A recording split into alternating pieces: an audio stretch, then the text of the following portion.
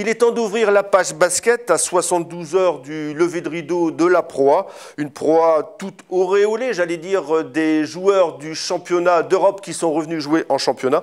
Alors, est-ce que c'est important, Jonathan, également d'avoir des joueurs champions d'Europe qui reviennent dans le championnat pour l'exposition, ne serait-ce que pour ça? Bien sûr, parce que les gens s'identifient forcément.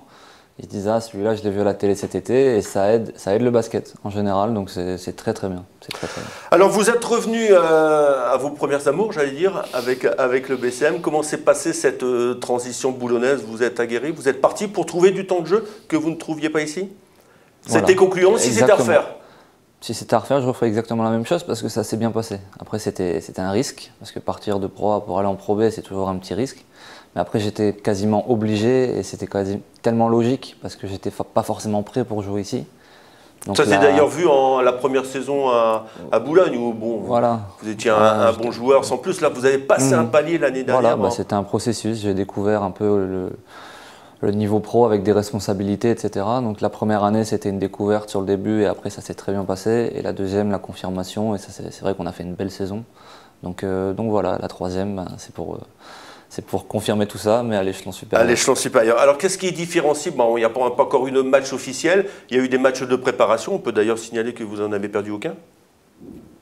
Voilà. Très bien. Vous n'avez pas remarqué?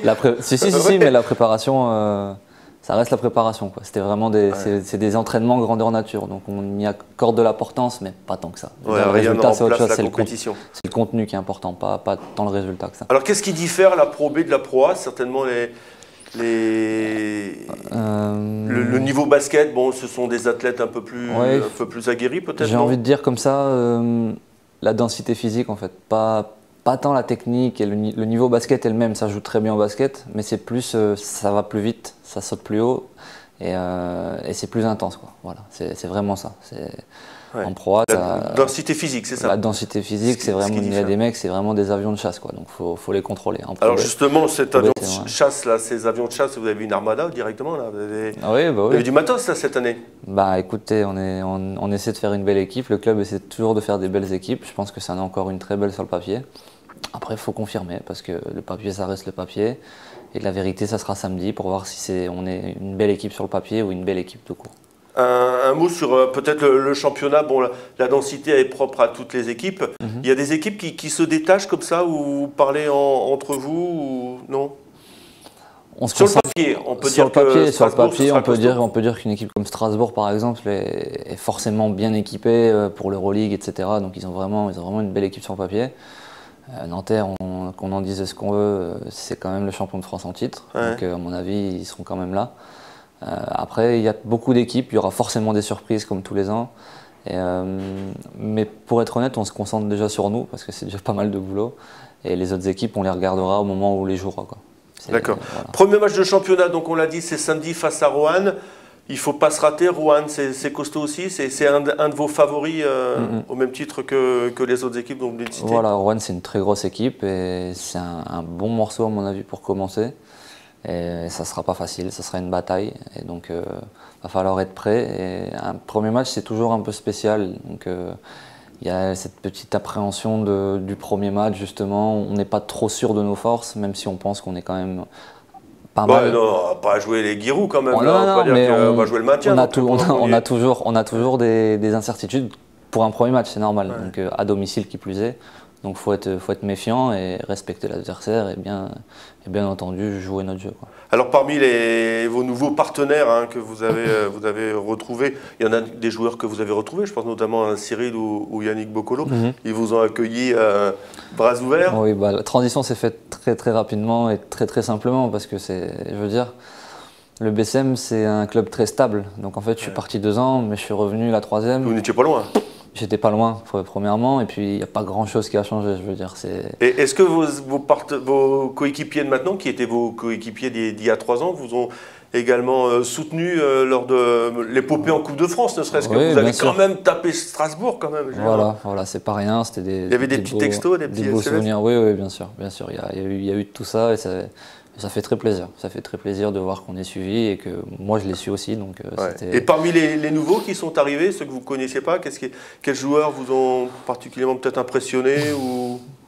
Marcus Lewis, j'adore. C'est vraiment un joueur vraiment très intelligent. Enfin, tous les nouveaux joueurs déjà, on a vraiment des bons mecs. C'est déjà une bonne chose. Pour l'instant, tout le monde est dans le même moule. On est vraiment ensemble. C'est surtout dans l'adversité qu'on reconnaît. Voilà, c'est dans les défaites qu'on va avoir. Là, c'est normal que tout aille bien. Voilà, bah, oui, mais c'est déjà une bonne chose parce que dans d'autres équipes, ça oui, se passe déjà, pas dès forcément. Le départ, les caractères prennent pas ou ces choses-là. Donc déjà, nous, on part déjà sur une bonne base. Après, c'est vrai que c'est dans l'adversité qu'on verra les choses. Mais là, déjà, la base est très bonne. Je disais Marcus, Gary qui est arrivé il n'y a pas très longtemps, McGee, très bien aussi.